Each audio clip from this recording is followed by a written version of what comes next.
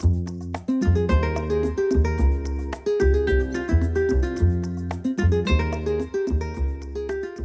it's Brian. Thank you for joining us once again on Heart to Heart. This episode features Atlanta agent Thom Milam from the People Store. Hailing from the Gulf Coast of Mississippi, Thom brings to the table his rich and truly varied industry experience, working in New York, Los Angeles, and now established in Atlanta as the People Store's co-head of the film and TV department. Thom knows firsthand what separates Atlanta from the rest of the industry, and he explains how you don't have to sacrifice having a good life to pursue your dreams. Now, before you listen, you've got to grab our Backstage Pass because it is packed with Thom's top tips, insider advice, and additional resources that will give you a competitive edge. You can grab the Backstage Pass by going to podcastbackstagepass.com. What's the beginning of your industry story? Like, how did you get into the entertainment industry? I grew up doing community theater in the Gulf Coast of Mississippi, and always loved it. I loved the rehearsal process more than I liked performing. And then we had open auditions, like no matter if we were doing Biloxi Little Theater, if we were doing KNS, if we were doing the other one that I can't remember. But if we were doing one, it was always open auditions. So everybody would always watch each other. And I would be fascinated by who got callbacks or who got cast from seeing the open audition. And then that always fascinated me. And then when I went to college, the same thing. We were open auditions, and it would always just fascinate me by what people chose and what they would do, and then who would make the show. So I started getting interested in casting really early, but then got the agency bug when I was in college, because a friend of mine who had booked Who's Afraid of Virginia Woolf, and she wasn't really the physical type for Martha. And which school? I went to the University of Mississippi. Okay, so yeah, it's an Ole Miss, well-known theater department. Our most well-known alumni didn't even pass his jury his year. But this one actress, Lynn, she had booked Martha, and people were like, I don't know. I was like, she's gonna be able to act it. I was like, she can act the hell out of it. She's gonna do amazing. I was like, so they just got to put some padding on. And because of that, she would always be like, if you're ever an agent, let me know. She was like, you should be an agent. And that kind of like stuck in the back of my mind. And there's this TV show on Showtime called Beggars and Choosers, which came out, I think in 2000. And it was set in a fictional network, and it showed an agent, casting director, like all the things that go into doing a show. And I was fascinated. I loved it. And I knew I was going to go one of the ways. And around the same time, a former vice president of William Morris, Sam Haspel, was alumni for Ole Miss, not of the theater department, of the law school. He came back to talk, and hearing him speak made me go, okay, no, agency's the route I want to go. So that's what I did. And I moved to New York in 2002. Was that right out of college or pretty fresh? No, I took a year and a half off. Okay. What'd you do in that year and a half, Thom? I worked at Ruby Tuesday's Biloxi. Oh my God, I love Ruby Tuesdays growing up. Yes, you know what, Thom? I tell everybody, if you want to learn business, you got to work in the restaurant business. Oh, if you want to be able to deal with people, you got to use the service industry, because you see the best and the worst of people. Yes, you do. And especially at a Ruby Tuesdays in Biloxi, Mississippi, you really learn the best and the worst of people. Well, can you give me a recollection of one thing from way back when Ruby Tuesdays that you learned that's carried with you till today? Oh God. About people. Oh, I know. Outsmile them, like I've heard it put better, but you got to out keen some people. You've got to outact the actor is what it became, but you've got to really just do the work and get your hands dirty and not have an ego and just go.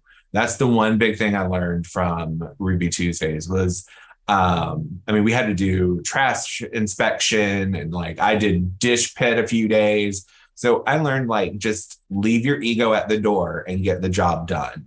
And if you're with a team, you try to pull up the slowest member of the team. If you can't, you just cut them off and run as quick as possible and just like get it done. And your regulars are where you make your money. And would you say it's true, Thom, that people tend to like to complain, but very rarely do you see them go out of their way to give a compliment? I mean, the compliments come, but not nearly as often as the complaints. Oh, no. Yeah. Complaints are easy because people, people like to wield that little power. Compliments are really hard to come by because if you do your job, if you're good at your job, they expect you to be good at your job. But so they don't compliment you if you're good. They only say if you're bad. It's I find that in everything. You're right. I agree. Yeah. But isn't it nice when you hear that person who goes out of the way and say, "Hey, Thom, that was really great what you did today." Oh no, that is always very nice. Always nice. But I just came to realize that like if you're good and competent at your job, and you do a really good job quite often, then people come to expect that. So they don't offer you praise. They just are like, oh, that's just what they do. Yep. So then you moved to New York after a year and a half. So your first impression of New York when you got there, because it is a tough slap in the face sometimes, especially from Mississippi. Yeah, it was. It did not hit me for like 6 months that I was living in New York. How'd you find your first place? We had gone up.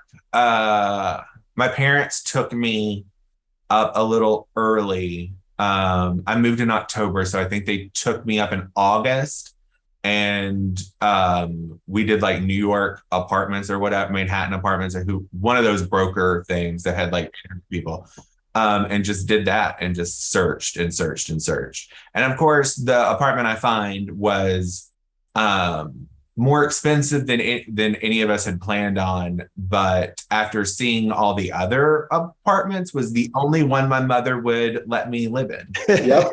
So yeah.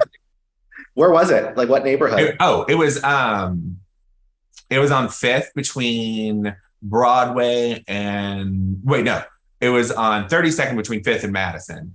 That's a very nice neighborhood. It's a good neighborhood. It really was. It really was. There was it was like Little Korea adjacent. There was a Indian Town's not too far. Indian Row. Yeah. Yeah.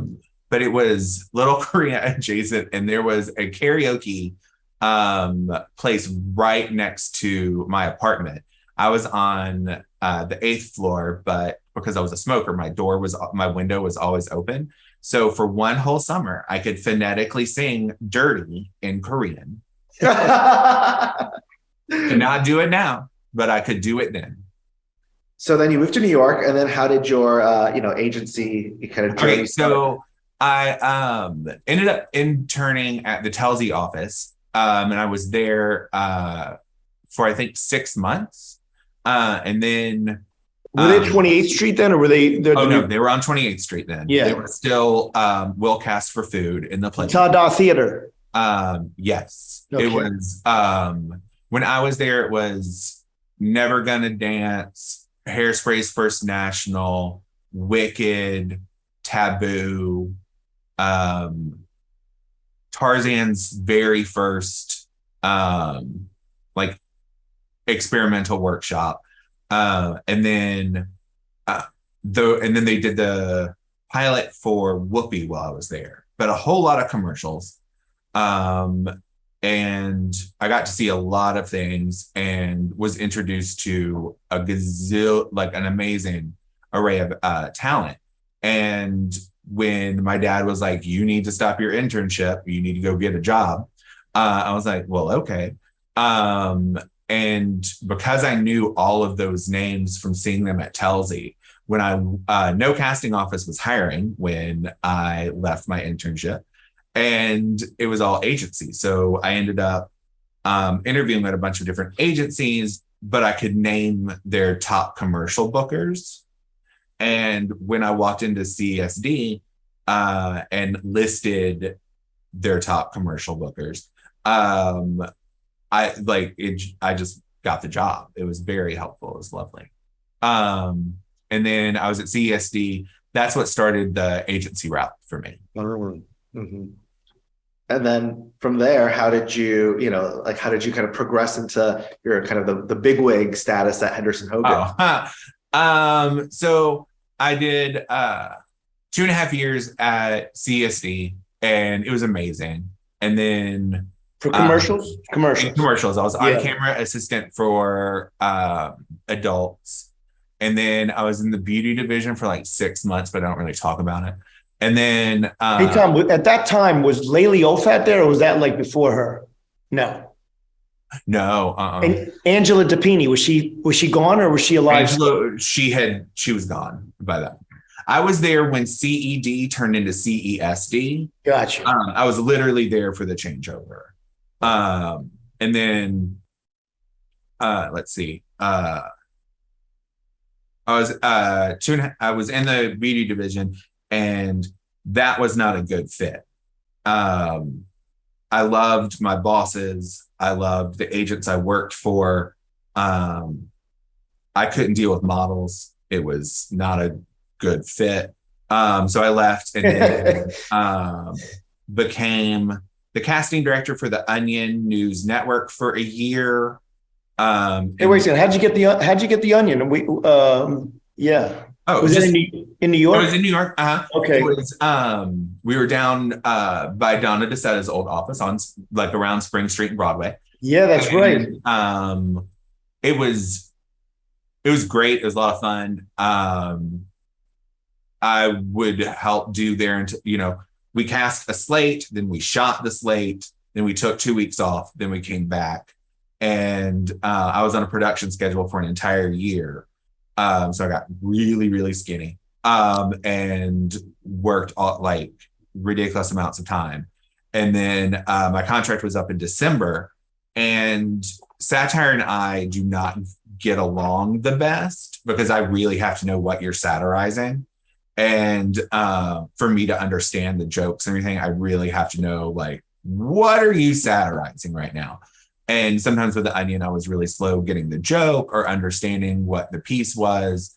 And because I'm make it big, make it fast, make it funny, which isn't exactly their style. It took me a little longer sometimes. And I did not like that personally for myself. I was like, I'm not doing my best work. I'm not in it as well as I should. So when my year was over, I did not re-sign my contract.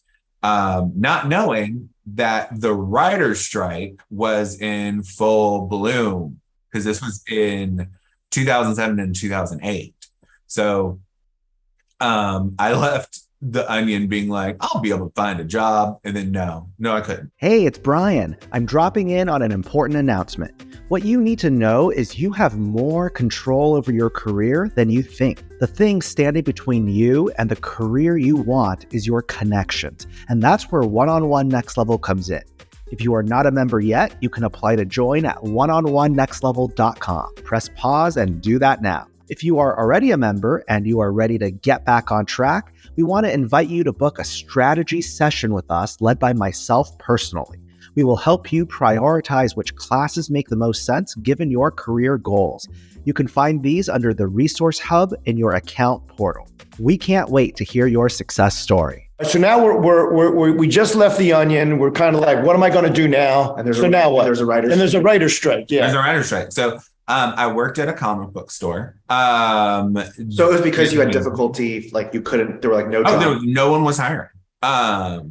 And I put my resume out to a few places, and one of the agents at Henderson Hogan, David Cash, was there. I'd worked with him at CESD, and he was like, "Are you still looking for a job?" And I was like, "I am." And he goes, "Okay, our assistant just put in there 2 weeks." And he was like, "Can you?" I was like, "When do you need me?" So I went, I think that same day, did my interview, got hired the next day, and was there like that next Monday. And then was there for 6, almost 7 years, I think. I'm really bad with math. But you know what's interesting, Thom? Like that one part when you were working at the store, and then, he said, "Hey, we have this opening." You're like, "When can I come in?" And you're coming in that day. I think that isolated event is the difference between people who succeed and who have some issues succeeding, because you have to pounce the way you did. Oh yeah. When you want something, you got to go for it. There you go. And I wanted that job, so I went in and got it, and then was there for the rest of my time in New York. So 7 years. Yeah, it was like 6 to 7 years. Yeah. Wow. Yeah. And so now this is the juicy part, is what made you, move down to Atlanta over to People Store? How did that from New York? How did that transition come to be? So I'm very open about this. My mom passed in 2012. In fact, Saturday was 11 years. So she passed in 2012, and I went down for the funeral. I went down, came back, and it was in pilot season. And this was when pilot season was like pilot season. So I didn't really get any time to, other than that week that I was home for like the funeral and getting everything straightened up. I didn't really have a time to mourn or heal or anything. I was having to do that on the weekends or after hours, because I also, the day of my mother's funeral is day before is when David left to go to Nicolosi. So we had an agent go down, and I had to come up and pick up a lot of additional work. So I just did basically 2 years without really dealing with what I need to deal with. And I got put on, I got diagnosed and put on medication for severe depression starting in 2014. They put me back on my meds, and I've been on and off them in high school, in college, and then as an adult. And they put me back on my meds. I started going into therapy, and then the therapist was like, "Let's take you off your meds." But they didn't wean me off my meds. They just took me off. And earlier in my life, that was not a problem. This time it was a big problem, and it shifted everything. So I needed a break, and my brother and sister-in-law were in Long Island, because my brother was working for West Marine at the time and had been transferred to their store in West Islip. So, which is great because I had family and they were close to me and we hung out all the time. But my brother got promoted again and was coming to Atlanta. So I was at the end of a rapidly fraying rope, and my family had talked about it without me knowing about it. And then I was talking about it without my family knowing about it. And then we all just said, "Hey, why doesn't Thom go to Atlanta?" And that's what I did. And my landlord at my apartment had decided he wanted to charge a lot more money for my apartment in New York. And then the stuff I was going through. So it all kind of like dovetailed perfectly to like, get the H out. So I did. And then I just came down to Atlanta and worked at Ted's Montana Grill, East Cobb. I went back to my waiting roots. Wow. For like a year. So I could work on myself, get myself back to a healthy place. And as I was doing that, my love for the business started coming back, and like my fight started coming back, and my all my energy did. So I would be talking with friends of mine from New York, and they would, once or twice people would be like, you should get into it in Atlanta because it's there, it's busy. And it took about a complete year for me to put my stuff out. And I dipped my toe in it by helping a casting director here do like session for 2 days. And then I realized that the Southeast is predominantly self-tape. So I was like, I don't want to be a casting director that just watches tape all the time. Like, I want to be in the room. So I took notes on who had been in the room that I really liked. And I sent out my resume to those agencies. And within 45 minutes, I had 3 meetings. I was like, well, hello. And then I went and met the different offices, and People Store was the one that spoke my language. They have the same work ethic I do. So, and they see talent the way I do. So she's like, let's go there. And I did. And then for 2 years while here, I worked 7 days a week between here and the restaurant. I had like maybe 5 days off in 2 years. It was insane. I was not a nice person. Why did you keep your restaurant job even when you started at People Store? Because I had to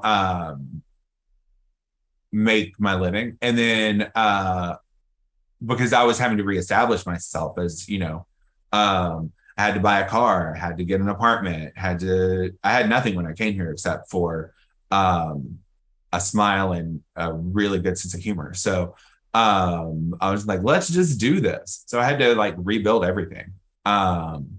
And I got my car within 6 months, but after that it was, I had to get an apartment and do all of that. So I worked for 2 years, 7 days a week. It was crazy.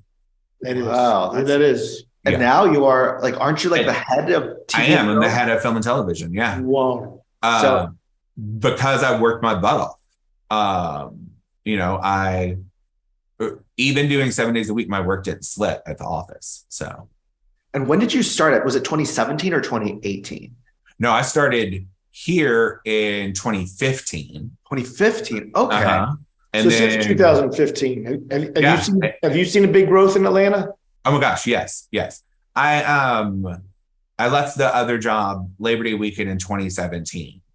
And it was once I did that, my life became a lot easier. But I was able to do that because we got so many things. It was so busy, and it was so there were so many things shooting and everything that it was easier for me to just do one job. So it was lovely. Would you say that's the year that Atlanta really, in your, since you've been there, 2017, was that a coincidence? Was that when you feel like Atlanta would have been doing fine, but it didn't really blow up? There's so much work. Yeah, I think 2016 into 2017 is when it really just like exploded. And what do you think it was? I want to say Ozark, and it was Netflix landing here. It was Ozark was my first really big pilot or job that I had here. So I would say it would be Ozark and Stranger Things really just slammed it home for Atlanta. Yes. And yes. Of course, Vampire Diaries and Walking Dead and the originals and the Tyler Perry stuff that had been here and was established. and meant they were players, but it was really getting those two huge hits that did it. Like Marvel was already here, but they hadn't like they hadn't set up shop here.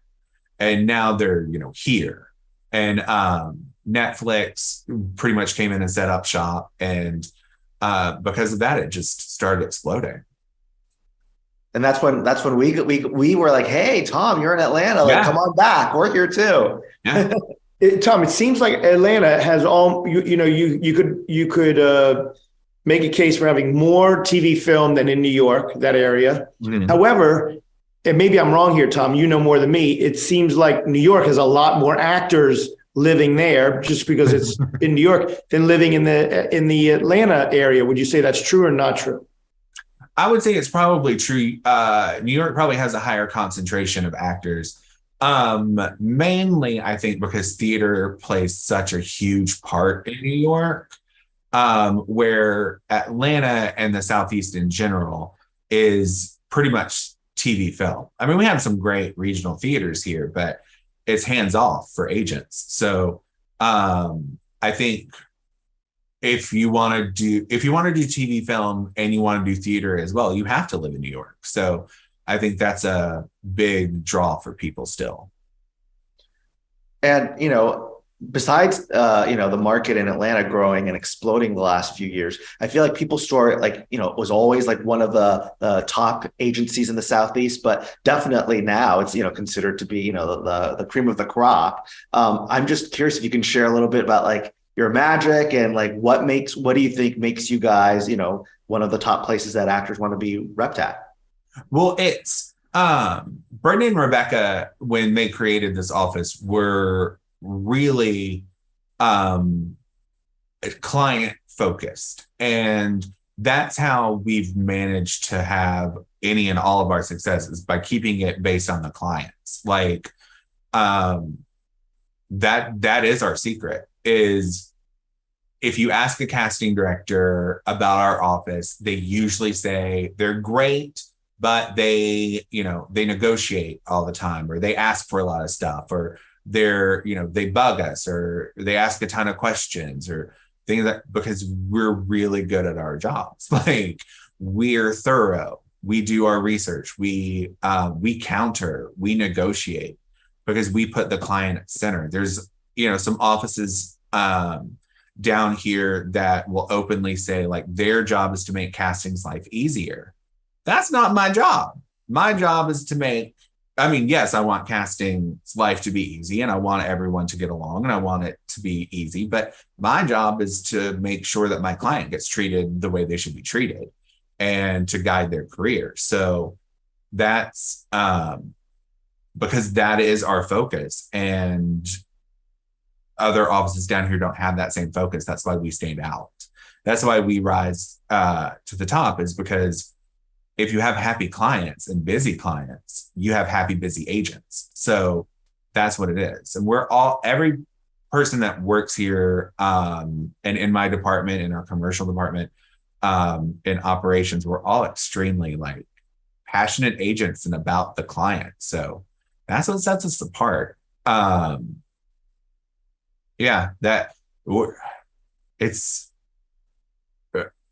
It's so funny for an office that is named People Store, where you would think you go to buy people, that we aren't a chop shop. We aren't an assembly line. We're very like, we're not order takers. When I first moved down here, a lot of people were like, oh, agents are just order takers. And I'm like, you've never had a good agent then.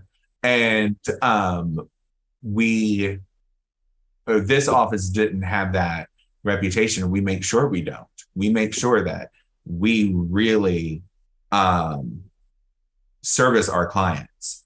I learned a ton in New York, and then being here, I learned so much from Brenda Polly. Like, just, she's the sweetest woman on the face of the planet.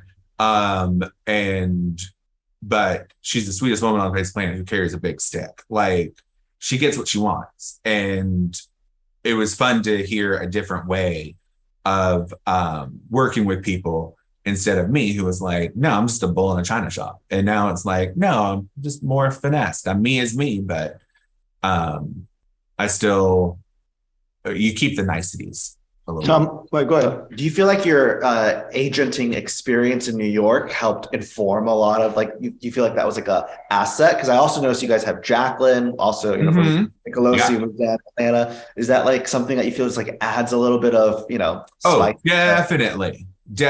I think it adds a lot because in my first few years, I would have conversations with casting directors and I would be shocked at what would come out of their mouth. And I would be like, oh, you haven't worked in a different market.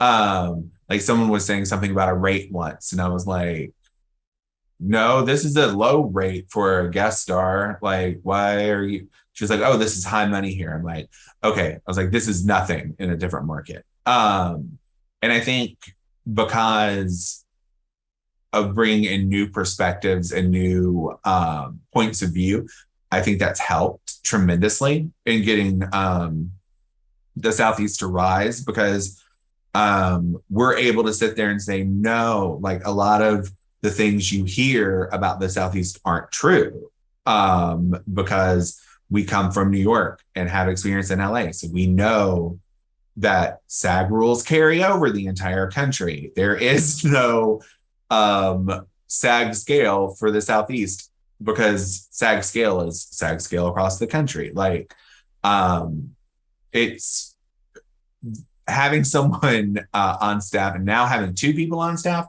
from New York has helped tremendously. Nobody does special programs like One-on-One Next Level. It's where we really help actors shine. I'm Emilio. I signed with my Southeast agent right after the Atlanta trip, and now I'm auditioning several times every month. And I almost didn't do the Atlanta trip because I thought it was just another cash grab. I can tell you from experience that it's not. That's not how One-on-One Next Level rolls. And here we are 6 months later, and I already booked my first job with my Atlanta agent. I'm Rebecca, and the Bridge program demystified the industry for me. It gave me the platform to get off book in under 10 minutes. I met 60 new artists that are now all a part of my community, and I even signed with a manager. I have never walked away from a program so confident in my abilities. I'm so grateful for One-on-One Next Level. My name is Capenna, and I can finally call myself a working actor after participating in the LA Super Showcase. I had just moved to LA and I felt stuck. I came across the LA Super Showcase, and let me tell you, it was a life-changing experience. I signed with an agent, and since then, I've been auditioning for series regulars and booked my first TV job. I finally feel like I made it to the next level, thanks to One-on-One Next Level. In the next 12 months, One-on-One Next Level will host 27 special programs bringing you unmatched, exclusive access to industry connections. Special programs aren't just a one-and-done class. Instead, they're designed to accomplish in a weekend what it takes most actors months, even years to do. So whether you want to get repped in a smaller market like Atlanta, bypass casting directors and connect directly with TV showrunners and decision makers, or spend a weekend meeting a bunch of musical theater industry professionals in New York City, you have to become a member to be eligible to sign up for our special programs. To apply, go to www.oneononenextlevel.com. We can't wait to hear your success story.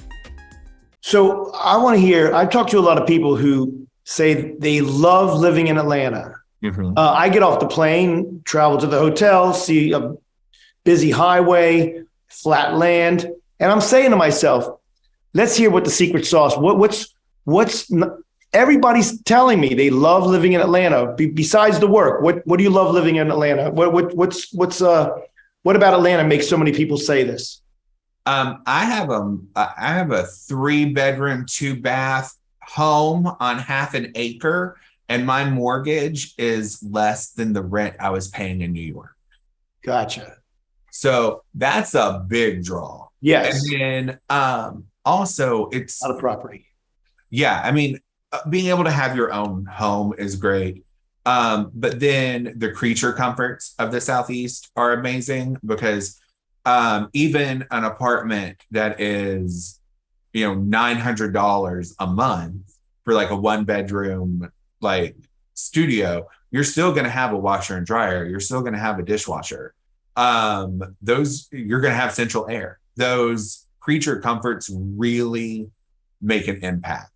Oh yeah. And being able to go into a grocery store and fit 2 buggies going down an aisle instead of just one is a huge, that's a big step up. Because the Key Foods, my goodness, Key Foods in Astoria, you'd have a standoff. I'm like, no, I'm going, no, it's me. But a lot of it's the creature comforts. It's the being able to have a good life while still pursuing your dreams, because they've got good schools, good if you go 4 hours one way, you're in the mountains. If you go 4 hours another way, you're at the beach. We're just very well located. I always say that Atlanta is the perfect blend of New York and LA, because yeah, it's the perfect blend of the two, because you have the life you would have in LA, except you don't have to strap a refrigerator to your back, but you've got you've got your car, you've got your apartment that's got everything you need on it, that's not gonna cost you an arm and a leg, and it's bigger. It's probably bigger. It's bigger, yeah. And it's you have space, and everything's a little spread out. So and you can still do what you want to do. That's like a huge thing. Was when I started realizing, like, wait a second, I can live here and do what I love to do. That like hits you in a different way sometimes. We've had a few, like I have a few friends that were clients in New York that have moved down, and they can't stop talking about how their quality of life is so much better. A lot of people say that. Yeah. Yeah. Now, the work, it balances out. You don't do as many in the rooms here, but because your activity is so high because of self-tape, you're auditioning, and then you're having a great life outside of that room. So I think it's a good combo of the two. And there's enough like theater here to keep people who need that itch scratched. And speaking of the work, like let's say, an actor, they just finished their conservatory program, they're 22, 23. I've listened to your top accident. You would encourage them to move to Atlanta before exploring New York and LA. Is that correct? That's what I would say, because it's easier here for an actor just starting out to get some credits. It's not, that's all dependent on a bunch of things, but in general, it's so much easier because the activity is so much higher because you're self-taping. And would you say also you're a bigger fish in a smaller pond? I would say the pond size is probably getting to be the same size as New York or LA, but the size of the fish, I think you do come in a little bit bigger, because training is training. So if you're coming out of a conservatory, you're coming out of any kind of training, it's good because that does give you a leg up. And how does let's say an actor, they're interested in being repped by like someone as illustrious as you, any tips on how they can get your attention, and what gets your attention when looking at potential actors? I mean, for me, it all lives and dies on the talent, but if to get my, do you have a good look? Do you have good materials? Are you coming where my office is a referral only office? So do you have a referral sending your materials? Like, all of those things are how you get my attention. So I'm a huge hard copy person. Huge. Like, if you send me a hard copy, I'm going to like you a little bit more, because that means you actually put in a little bit more effort, Yeah. People don't understand. I'm like, when I say things, like if I say, oh, send me a hard copy, I'm seeing if you're going to do what I'm asking you to do. That's right. Pause there. because we hit that hard on our Atlanta trip, and and so many people don't listen. They go, so Thom doesn't want us to contact him. It has his mailing address. We go, no, use his mailing address. And there's like they just don't compute. Resistance, Yeah. or resistance because it's work. Yeah, they don't understand it. And then, but that's really a gentleman who I haven't met. Like, I had never met him. He had just heard about me through a class, and he had taken one or two classes at a studio down here, reached out with a hard copy and headshot and resume. And I liked his look. I reached out that same day and I was like, hey, send me footage. Because that showed me that he's paying attention. And then it's like the referral stuff. Like, if you can follow the directions on how to do a referral, you're gonna be better off, because that's showing the agent or the agency that you can follow directions, or you can think and like go A to B. Those are all very important things, and they stand out, especially for someone who handles all the Marvel projects, because you gotta jump through some hoops to get those sides. So I want to make sure you can jump through hoops to get to me. right, exactly. Especially in the Southeast, where so many of the casting offices have specific instructions for self-tapes. That's It's don't you think sometimes people, like some actors will, like, they feel like, oh, like they told me to do it this way, but then 90% of actors are doing it that way, so I'm on purpose going to do the opposite. Do you ever? Yes, because some teacher at some college has not worked since 1985, but has told everyone, do this. Mm-hmm. And because it worked for them in 1985 to help them get on, Santa Barbara, but it's not going to help now. So, yeah. The cover letters are always hysterical. It's, how to stand out to me is just follow the directions and just trust your talent and your look, because I'm always looking for something. Like, I might need, I don't know why, but like there's a huge need for Asian actors in the Southeast. So that always catches my attention first, or diversity will always catch my attention first. But if you're just like a plain ordinary John, Jane, white kid, I'm still going to look, because you sent your stuff the way you're supposed to, and you did what I asked. So I'm a big follow directions kid. You love that. So I'm a Capricorn. That's what we are. So this is our 30th anniversary podcast, and I always ask every single guest this question, because our theme is where there's a will, there's a way, because it hasn't always been easy for one-on-one next level. We've got to jump through a lot of hoops and take risks, and a lot of naysayers, and we're still here. And I'm sure in your journey you've had to encounter the same thing. So I always ask if you can share a story or two, or an example of a time when you kind of had to take a chance, a big risk, where it seemed at the time against all the odds, or people were saying you can't do it that way, or you can't make that happen, or no, that's not how we do it. And as a result of persistence, it paid off, and voila. Okay, I have so many of those in my life.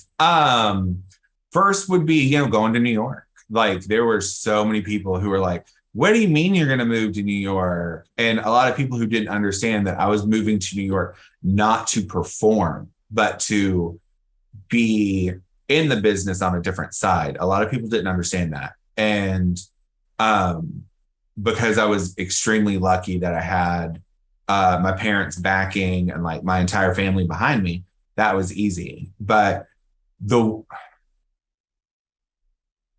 move to Atlanta was the biggest jump for me, because I literally had no idea.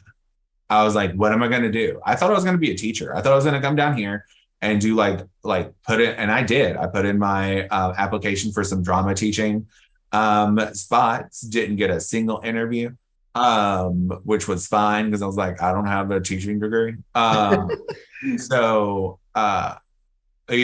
I had no idea what I was going to do, but I just jumped. And once I decided, hey, I'm gonna go back into the business, that was a really hard decision to make for me. Like it took a lot longer and a lot more thought than I usually give it credit for, because once or twice I would see someone pop up on like a rerun of Law and Order or something, and it was literally one person that used to be a client. Like I saw her and I pretty much broke out into a panic attack.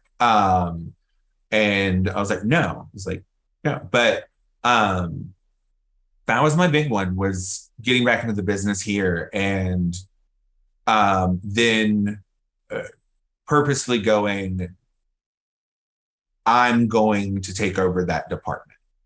Like, it was sort of mentioned in my interview, but not a lot. But being here, I, figured out within my first year that most likely, when Brenda was retiring, someone gonna have to take that spot, and it should be me. And I worked my ass off to make sure it would be. I, jumped through hoops. I worked literally 7 days a week for 2 years.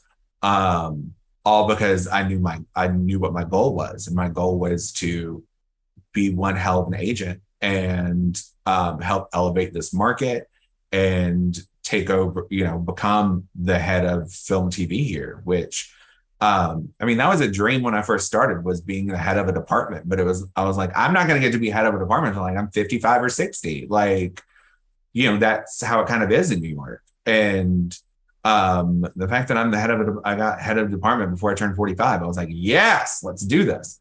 So yeah, it's just a lot of work, but you've got to do it. When I was working at Ted's, I literally would have my phone in my back pocket on vibrate. And every time I walked into the kitchen, I checked my phone, checked my email, answered any work question I had to answer for People's Store, then went back out and handled my tables. I negotiated a deal in a walk-in freezer.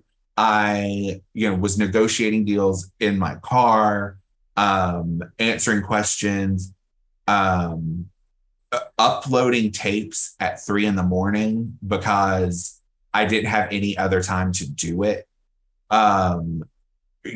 I just got things done, and that's what you have to do sometimes. And I don't think a lot of people realize that about agents and managers, a lot of actors. They think it's all maybe like, like whatever, like the glory of it. But even on my end, like I was having a conversation like a year or two ago, like having coffee with one of the agents that attends our showcases.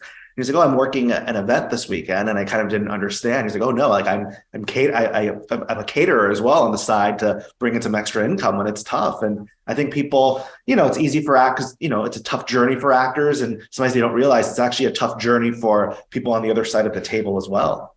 Oh yeah. Like, we got to bust ass to be able to do stuff sometimes. So that was, any actor is a hustler. And I very much respect that, because sometimes you got to hustle. You got to, do 2 jobs to be able to do what you want to do. Thank you so much for listening. If you haven't done it yet, grab the Backstage Pass. You've got to get the Backstage Pass. There's behind the scenes footage. We've taken the biggest takeaways from the episode and written them down for you. There's also tools and resources to help move your career forward. It's the easiest way to turn this podcast into a tool for your career, as opposed to something you just listen to as you're doing the dishes.